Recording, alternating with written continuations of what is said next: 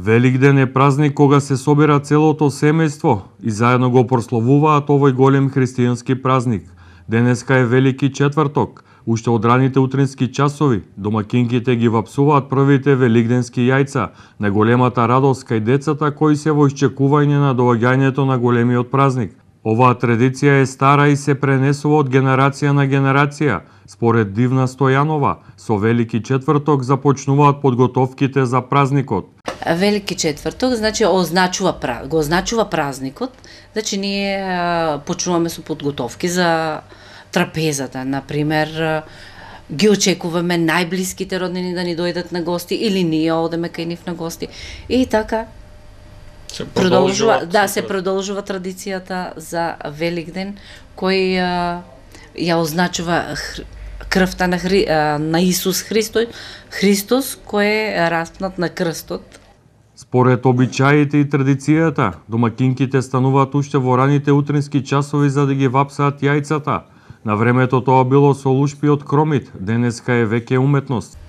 Велики четврток е ден голем христијански, кој сите христијани во светот го празнуваме.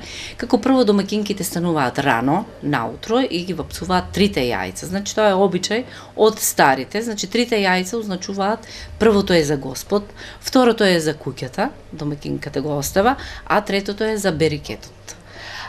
Нашите стари баби, прабаби, значи порано јајцата ги вапцувале со лушпа од кромит или мов собирале, а сега денеска ние имаме значи разни бои, јајцата ги правиме во различни бои, тоа станува некако како уметност за Великден, значи кој сака поубаво да направи, ги шаре, значи ги бое со разни бои. Овој е голем празник и Господ Исус Христос се жртвувал за нас и за нашите гревови.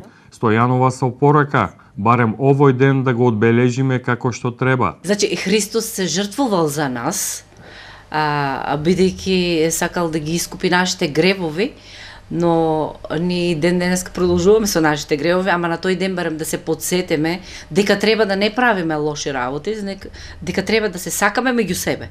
Домакинките после вапсувањето одат на црква со своите најблиски, каде ги остават јајцата и поминуваат под импровизираниот гроб на Господ Исус Христос.